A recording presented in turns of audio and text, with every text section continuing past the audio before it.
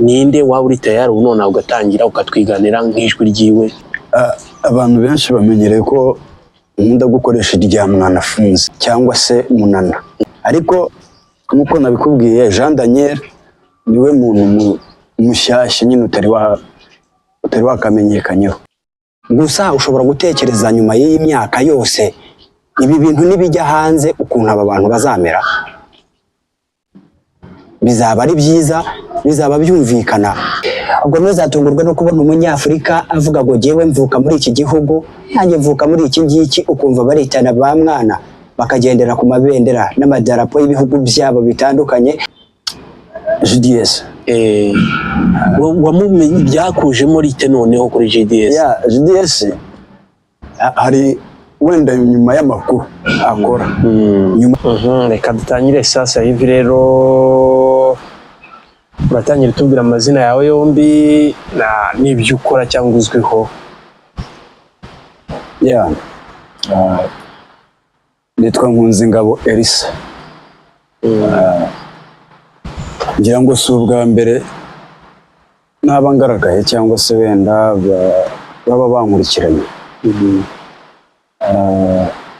Ikintu nzwiho cyane ni kwigana amajwi y'abantu, ni remix ya sound umuntu runaka. Nk'uko abantu babizi, ni kwigana abantu, amajwi y'abantu ba star cyangwa se n'undi nashobojwe kumenya. Mu ba star ushobora kwigana ni bande? Ko nagerageje benshi ra. Tubwire nyine umubare wenda ugenda uvuga kanaka. So ntago wenda simbizi, ariko nagerageje Mwanafunzi, ngerageza Muhire Munana, ngerageza na Nyakubahwa Perezida wa Repubulika. Ubu noneho mfite na Jean Daniel Sindayigaye. N'utuntu mba naragiye nunguka dushyashya. Yego. Jean Daniel ushobora kumwigana kuri akuntu ajya avuga cyangwa se bravo nkajya avuga? Ntago wenda mvuga ngo ni pure, ntago nyine ijana kuri ntago byabaho, ariko nyine ndagerageza. Yego. Wenda Jean Daniel Sindayigaye niwe ntarakoraho wenda nk'abamenyereye. Ntabwo Jean Daniel Sindayigaye ntabwo ndigera mukoraho. Ni nkaho ariko gashya n'abafite. Kugira hariya ruguru nkwereke hari kiriya gicu cyo kunoza twakomeza.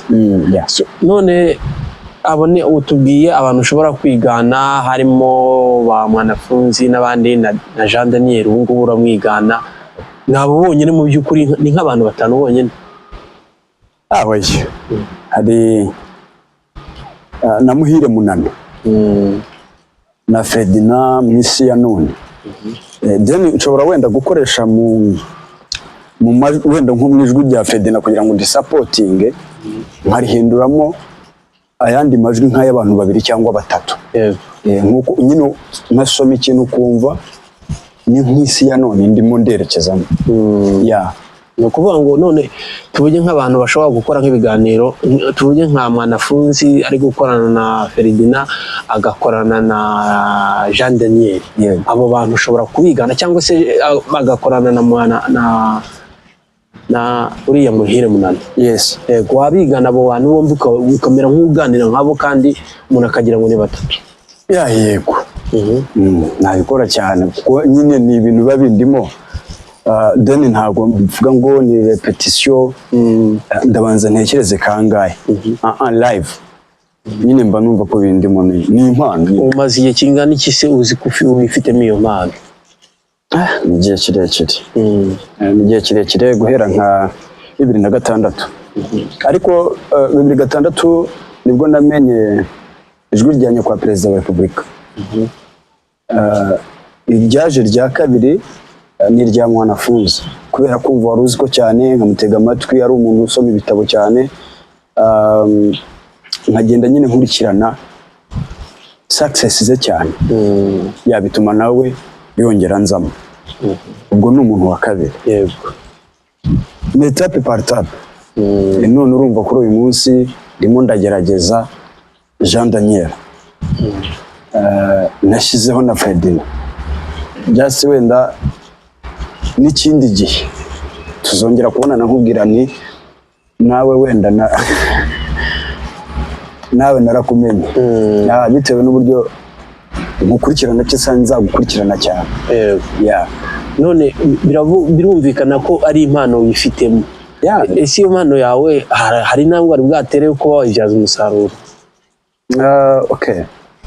Ntabwo navuga ko ari ibintu biba byoroshye kumva ko nahita nyibyaza umusaruro. Ibintu nyine biri physically, biri emergency. Navuga ko wenda yego ndabitekereza, ariko njye ntabwo mvuga ngo nagenda nkaterura kariyeri yanjye nkayitereka hariya nkavuga ngo reka nyisaruremo ibi. Bisaba nyine inzego kugira ngo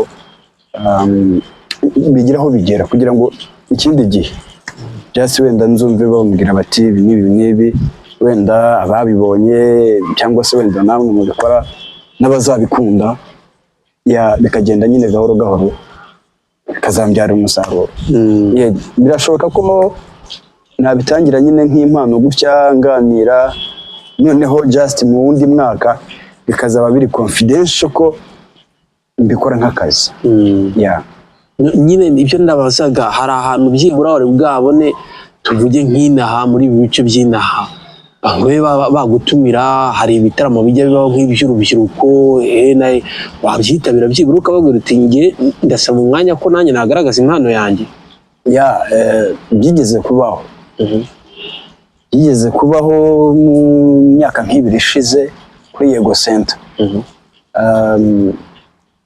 Then ko ari nabo babanje kumbimburira kugira ngo ntinyuke kamera, ntinyuke kuganira gutya n'umunyamakuru, kuko bambonye nagaragaye public, bafite ikirori muri salle. Mbwira ubishinzwe, umuyobozi wa gahunda, ndabwira ariko ndumva mfite amakuru y'uko nanjye iki nshobora kugikora. Nakwigana umuntu runaka wenda bari muri salle bakagira uburyo babikurikirana, none ukanjajinga. Arambwira ati nta kibazo, karibu uzaze turebe, nta kibazo.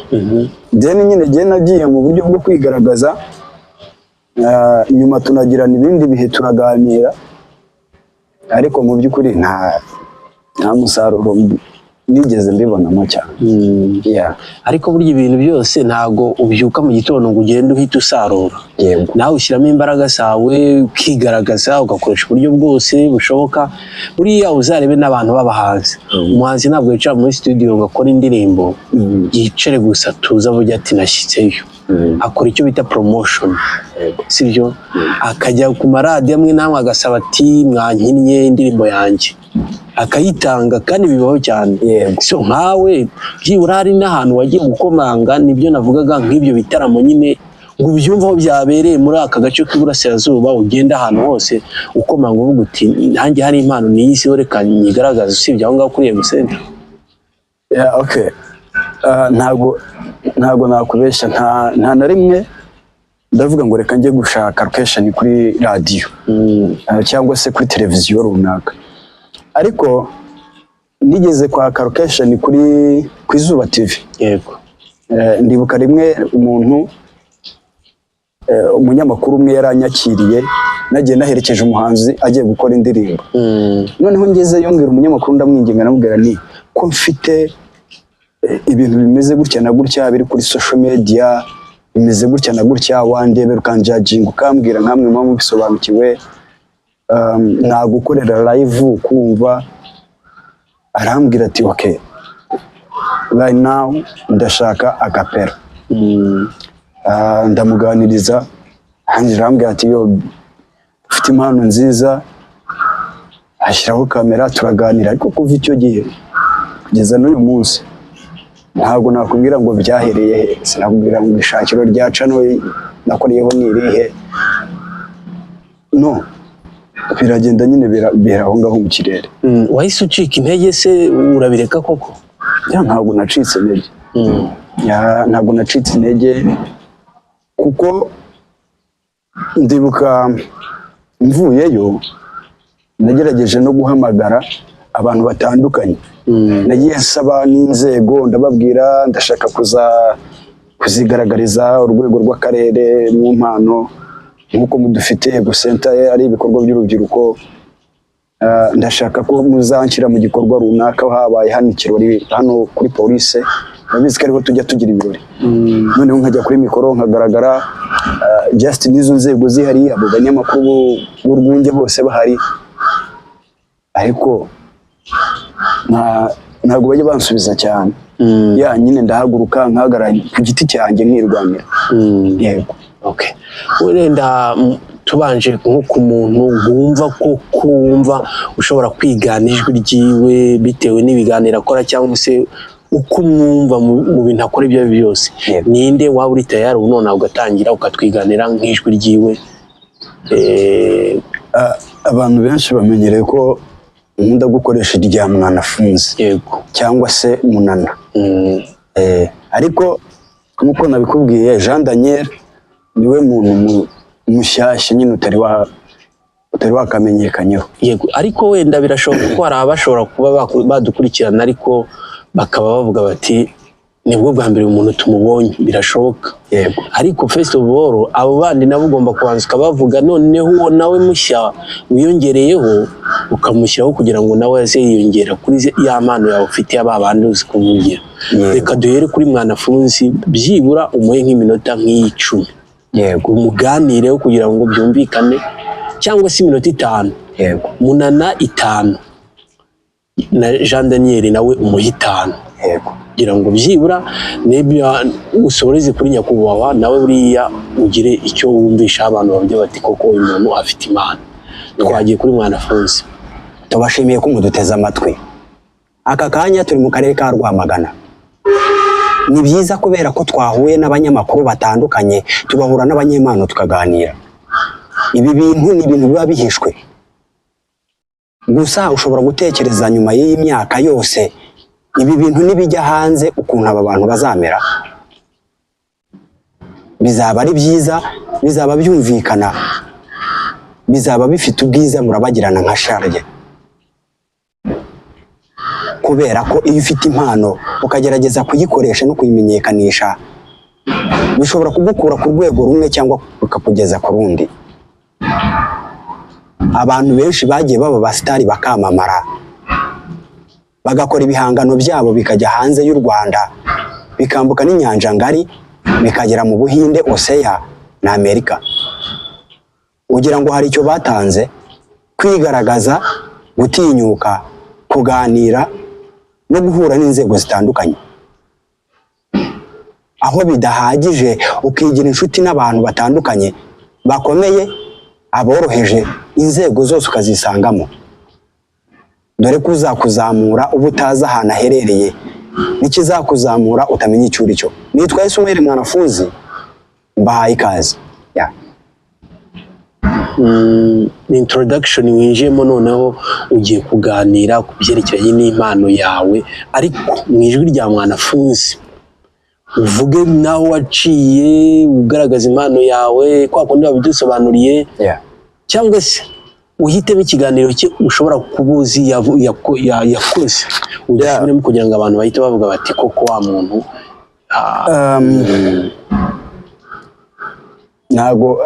Ntago jewe nkuko nabikubwiye, njye ni ibintu nyine bizamo.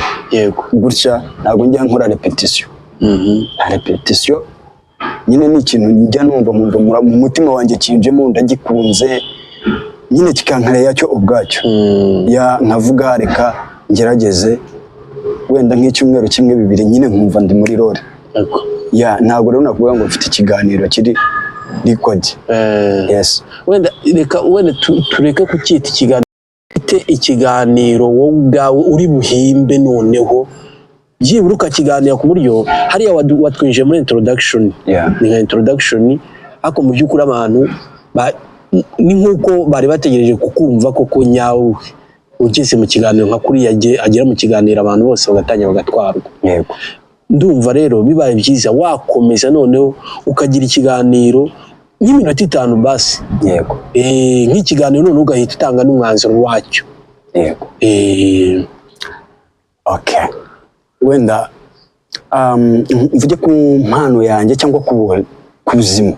We hitamo niyo wavuga ubuzima nta kibazo. Yes, for real. Abantu benshi ku isi dutekereza ko ubutunzi bushobora kuguranwa ubuzima, agaciro k'amafaranga tukagashyira hejuru, tukagashyira imbere kurenza agaciro k'amaraso. Gusa nyuma y'ibi byose ni ukubera icyo umuntu agaruka akaba inshuti y'umuntu. Amafaranga ntatabara, ntataha ubukwe, agura ibikoresho ku isoko ry'umurimo. Gusa amafaranga nta kindi kintu yagufasha. Bishatse gusobanura neza ko amafaranga ni umufasha myumvire wacu kugira ngo ku isoko ry'umurimo tubashe kuhaha. Tuyise pasiporo ntabwo twaba tubeshye, ariko amafaranga ntabwo asimbura inshuti, ntasimbura umuvandimwe. Ubuzima bw'abantu benshi ku isi tugenda tukabusimbuza amafaranga, aho dufite inshuti ntituhagere, abo twagasuye tukabohereza amafaranga liquide cyangwa kashi. Gusa iyo witegereje usanga ibyo bintu byose bifite inkomoko no guhera ku mwaduko w'abazungu. Ni ukubera iki amafaranga yatwaye ubwonko bwacu? Dore impamvu.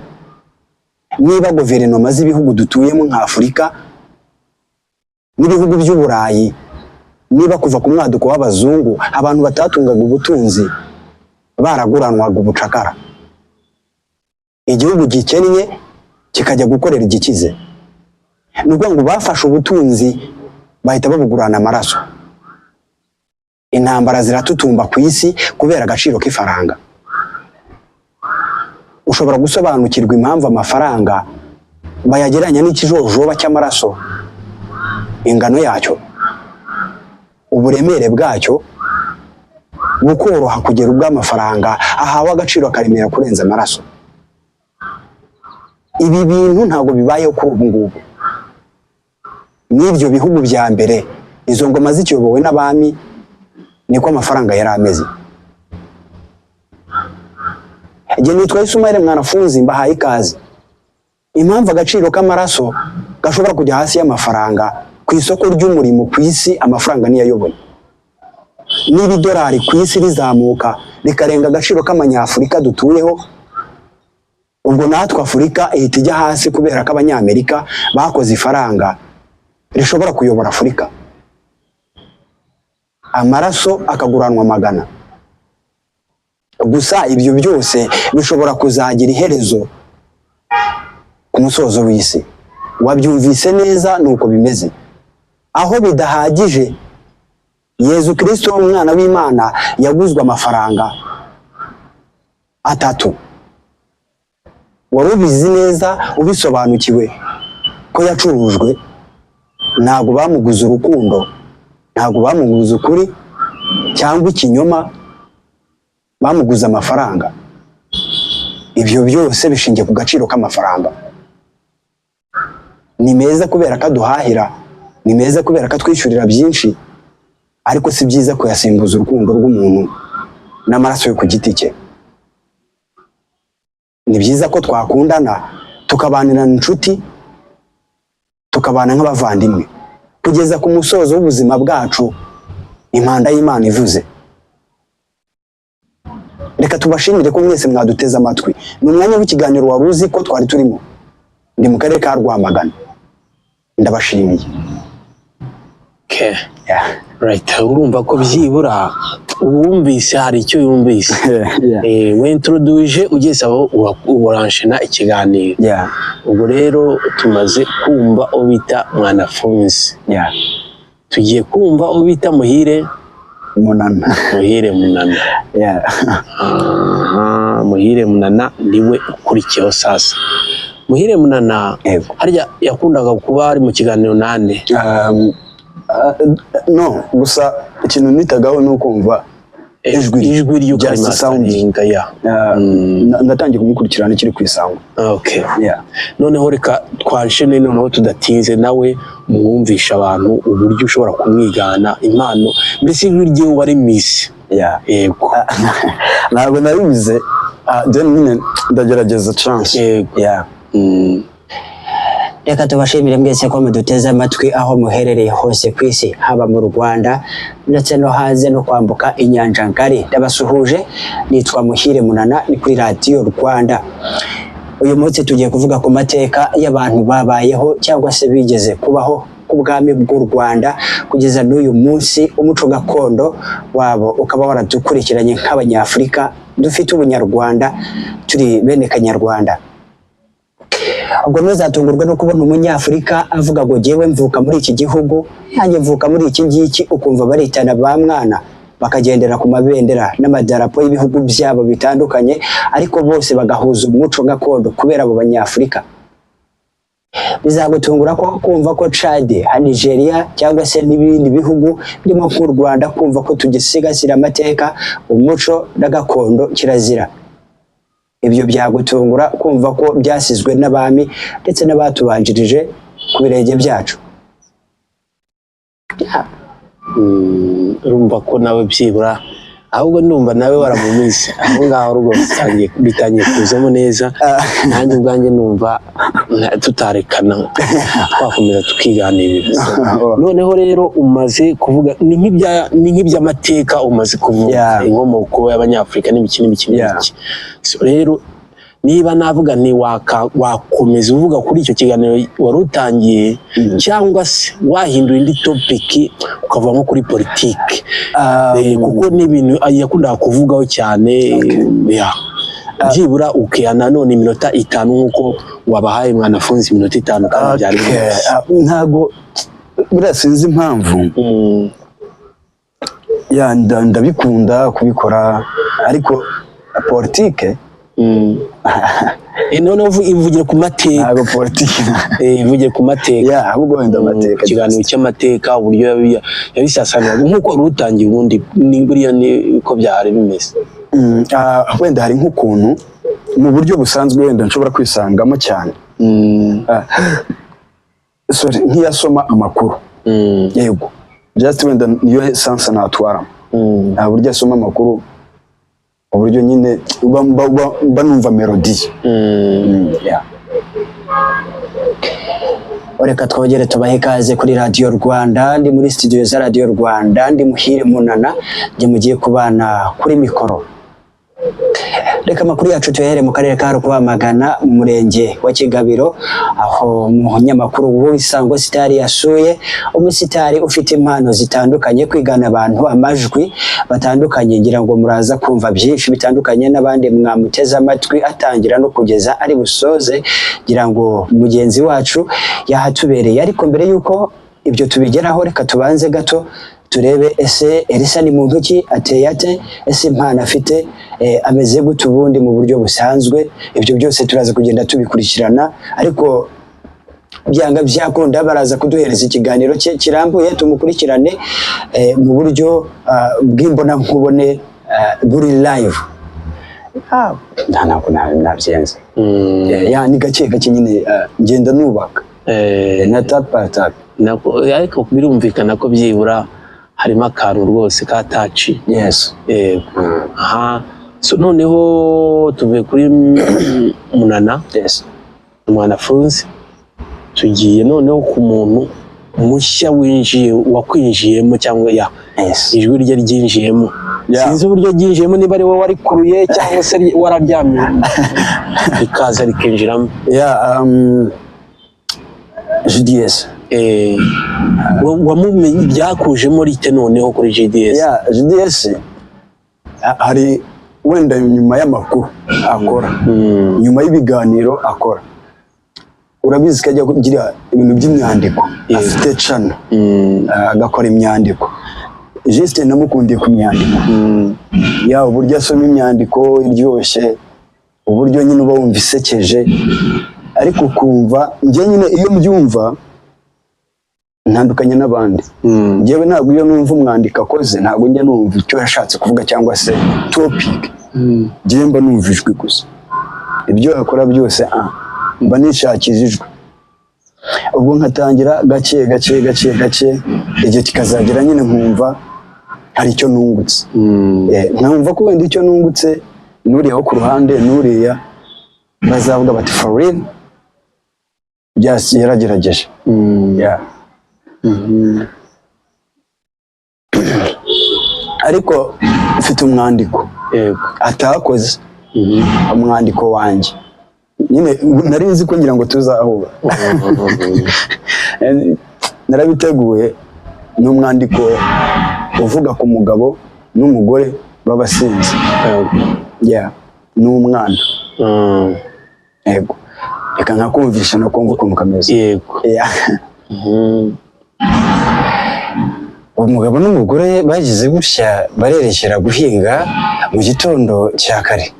Nuko umugabo abwira umwana ati dore nguru urwagwa nsize mu gacuma, nubyuka ujye kuvoma, nuvayo ufate ihene uyizane, ariko ntiwibagirwe aka gacuma. Abwira umwana ati nanze gutwara aka gacuma kubera ko mama wawe yahita anywa ururwagwa, guhinga bikatunanira. Iyumvire uyu mwandiko. Nuko barerekera bajya guhinga. Bageze mu nzira umugore abwira umugabo ati ariko uzi ko nubwo usize inzoga uri bungeze ku murima nanogotse? Umugabo ati genda vana aho ngaho amanjwe gatsindwe. Vanaho amanjwe tugende tujye guhinga. Umwana araruzana.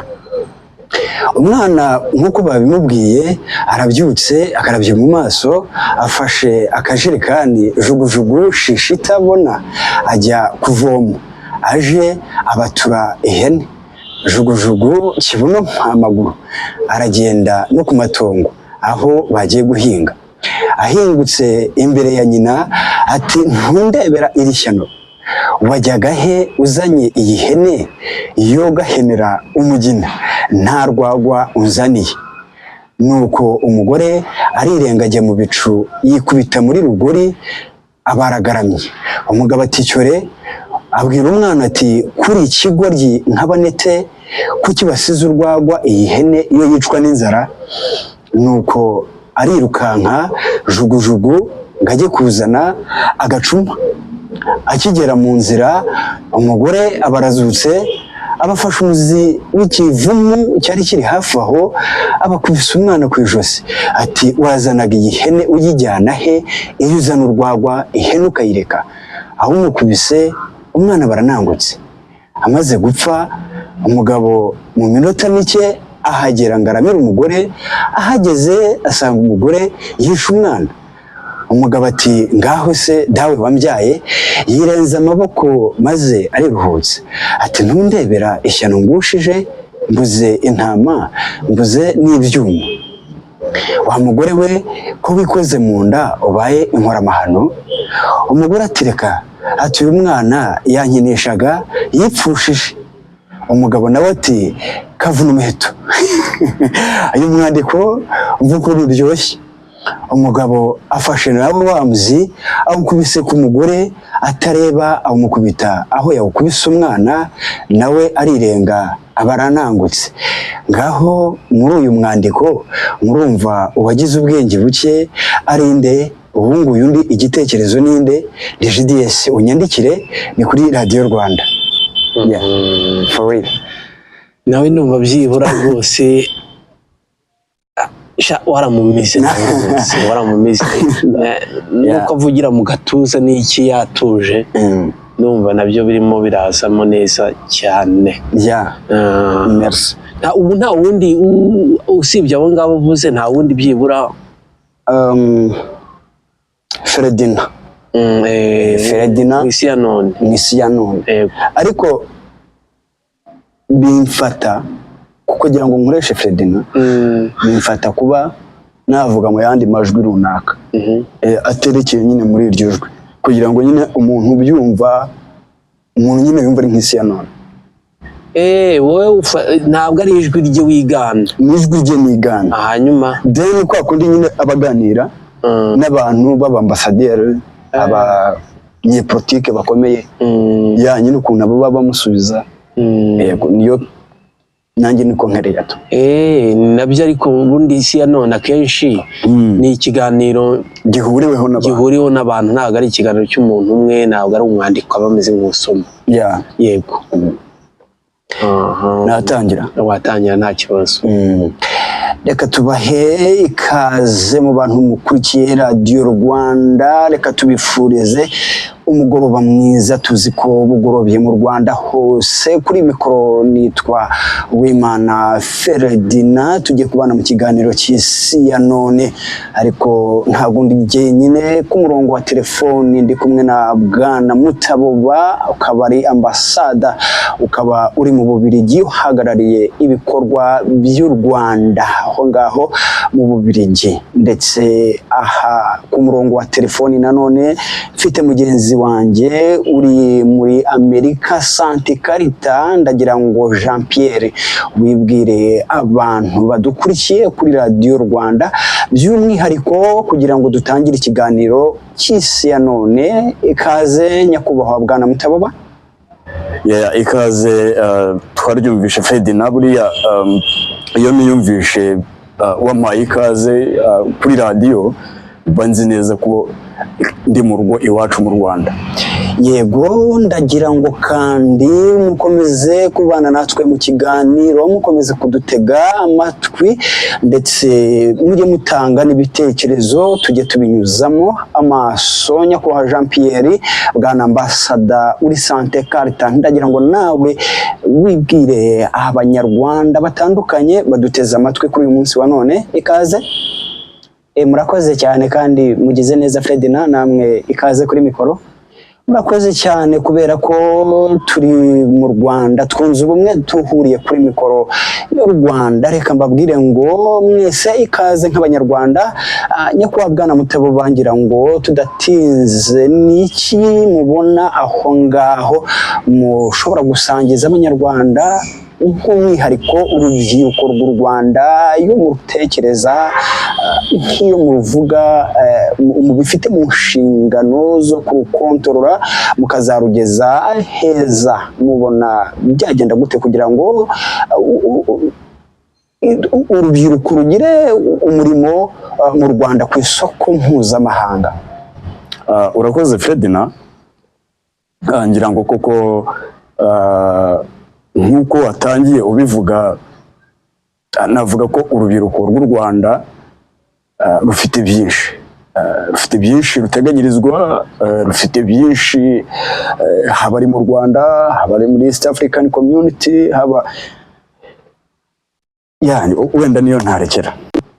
Dusoza rero, reka dusoze n'ubundi, reka n'ugusubikira hano, kuko tuzakomeza, ntabwo ari ubu ngubu duhuye, n'indi nshuro tuzahura gake uko Imana izagenda yiyongera, uvuga uti hari uwo nungutse gutya na gutya, kugira ngo bizarangira abantu bose umenye kuvuga amajwi yawo mu Rwanda.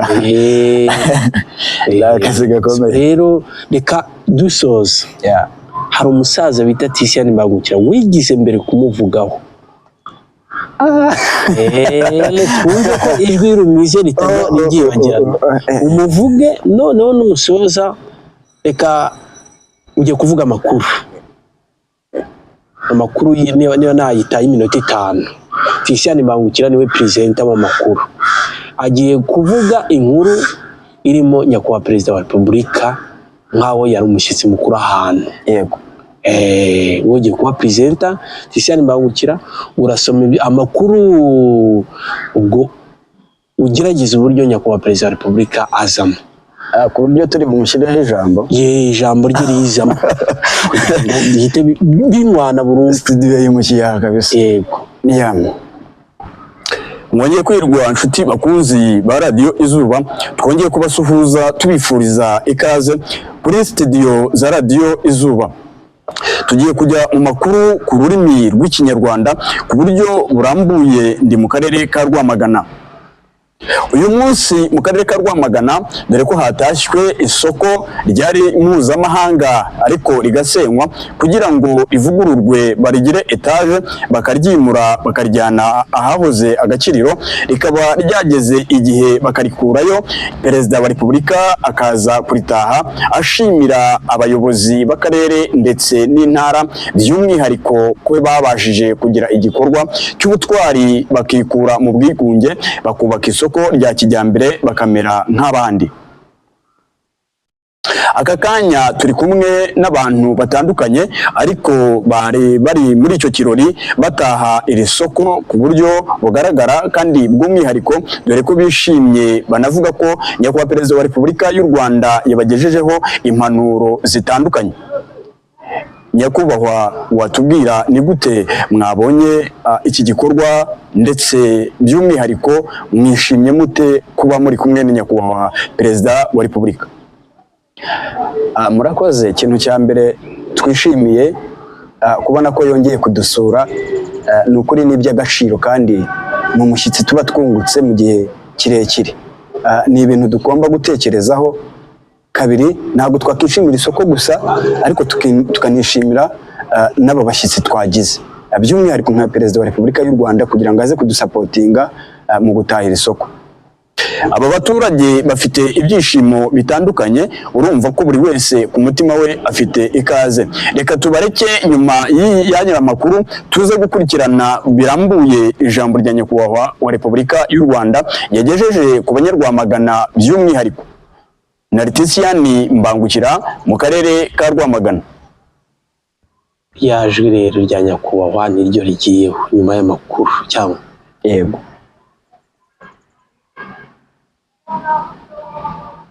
Muraho mwese.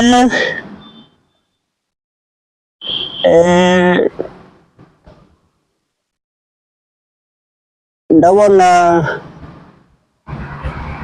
ibintu bigenda byisubiramo, uko iminsi igenda iza, uko imyaka igenda igaruka. Ntabwo navuga ko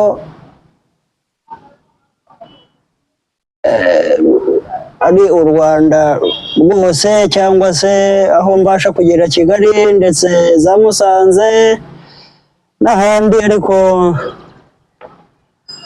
i Rwamagana ufite umwihariko, mufite akanyamuneza, ibyishimo byo kuba mwasoje umurimo ndetse n'igikorwa mwiyemeje. Ndagira ngo mbasuhuze kandi mbifurize umunsi mwiza, umunsi wo gutaha isoko ifungurwa ku mugaragaro, ndetse nkabashimira ko mwabashije kwigomwa imirimo yanyu. Bafite ibikorwa bitandukanye, ubucuruzi, abikorera, kugira ngo muze dufatanye igikorwa cy'uyu munsi. Ni igikorwa mwakoze, ni igikorwa cy'ubutwari, ni igikorwa kizaba igihe kirekire. Nujya ubona iterambere rigusanga nk'iri ngiri, uzaba uri umunyamahirwe, uzaba wubaka ejo heza, ejo hazaza, ugenda wubaka umujyi, uwuzamura, uteza imbere. Ni ibintu byiza cyane. Shimira ubuyobozi, shimira abafatanyabikorwa, shimira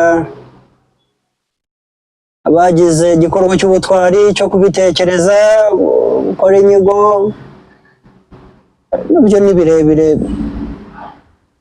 mwakoze kugira ngo rigere aha ngaha. Nyakubahwa Guverineri w'Intara y'Uburasirazuba, nyakubahwa meya w'akarere ka Rwamagana, banyakubahwa abanyacyubahiro mwese muteraniye hano, mwese abanyarwanda abanyarwandakazi muraho. Ni igikorwa natekerezaga nkumva ndashaka kubana namwe kuri uyu munsi, igihe nk'iki tukaganira ku iterambere. Rwamagana wowe!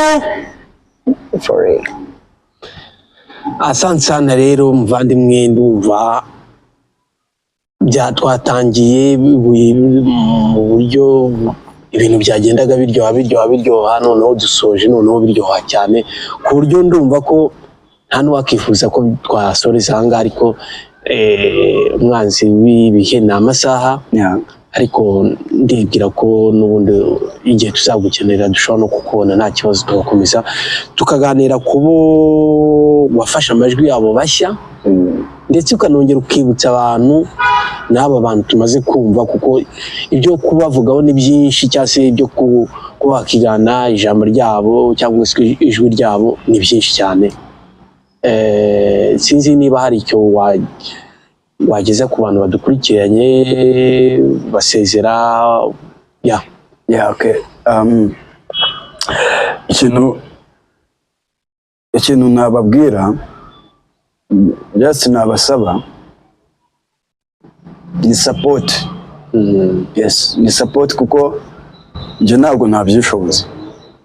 Urareba nkagufite ngo uzane kamera unganirize gutya, nabihamana. Abantu mudukurikirana kuri social media,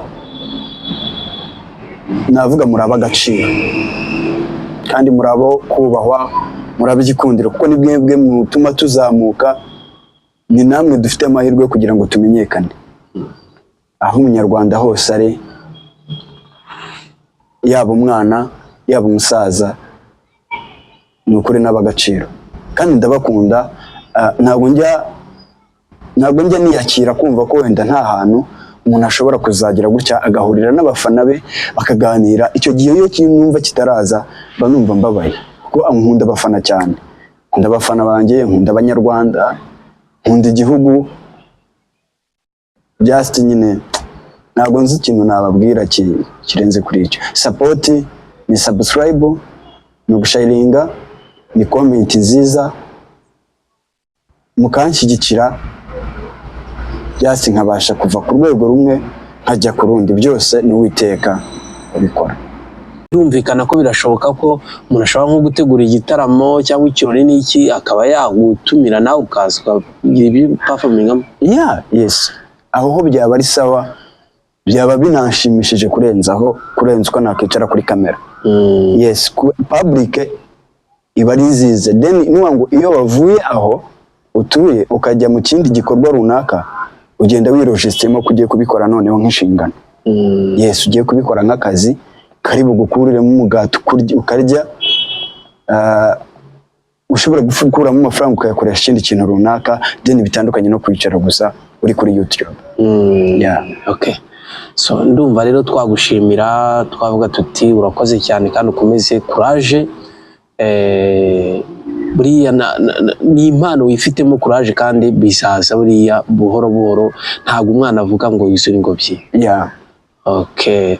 So bagenzi bacu badukurikiranaga, twabwira tuti na handi ni kuri Zamuka TV, mukore subscribe, like, share ndetse na comment. Next time umuvandimwe tuzamugarura atubwire andi majwi, cyangwa se atubwire abandi bantu azi kwigana, kuko yatubwiye ko azi abantu benshi cyane, nuko bitewe n'umwanya w'igihe kibaye gito.